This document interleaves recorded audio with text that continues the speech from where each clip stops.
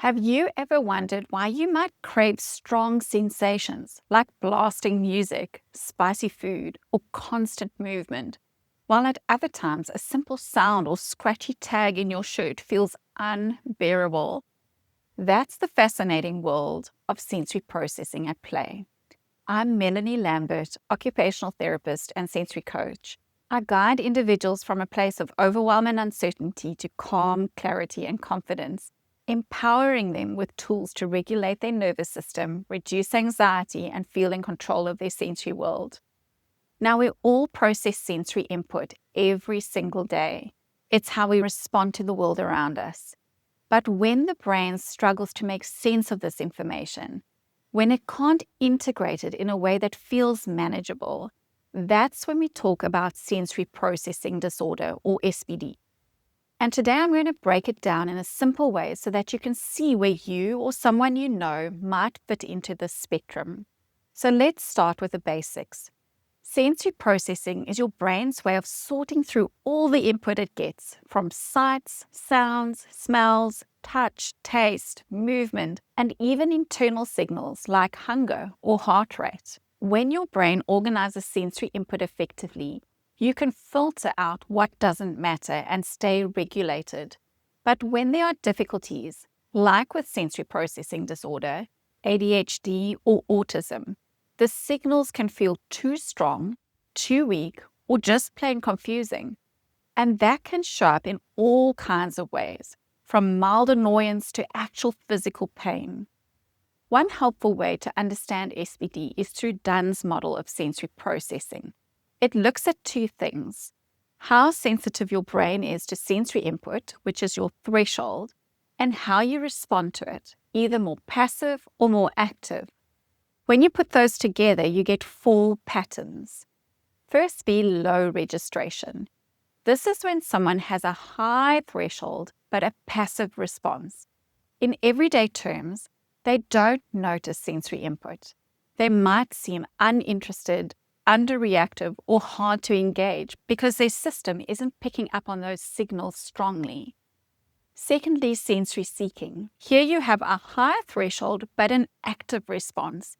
These are people who crave stimulation. They love rocking, tapping, fiddling with objects, smelling things, or seeking out big, bold sensory experiences like roller coasters, loud music, or spicy foods. Thirdly, sensory sensitivity. These individuals have a low threshold and a passive response. Here, the nervous system picks up on everything, and it can feel overwhelming.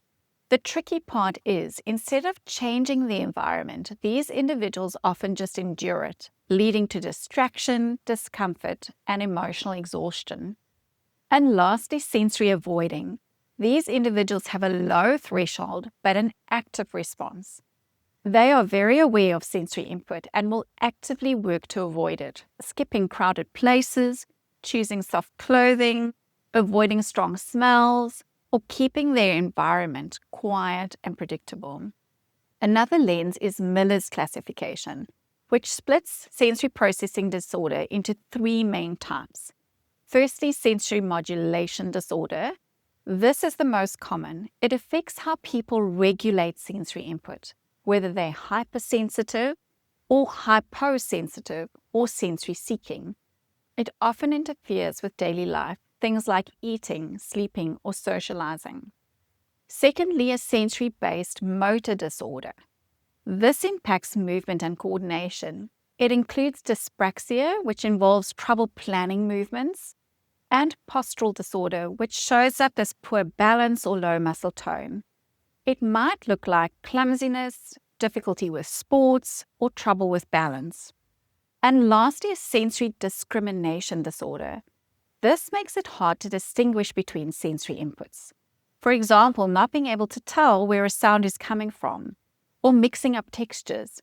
It can lead to awkward motor skills and difficulty staying attentive. So why does this matter? Because understanding these patterns helps to put words to experiences that so many people think are just me being weird or too sensitive. In reality, it's about how your brain is wired to take in the world. If you've been nodding along and thinking, that sounds a lot like me, you're not alone. The first step is awareness. From there, you can start to explore strategies, supports, and environments that help you feel more comfortable and in control. I'd love to hear from you. Do you see yourself in any of these patterns? Drop a comment below and share your story. It might help someone else feel less alone.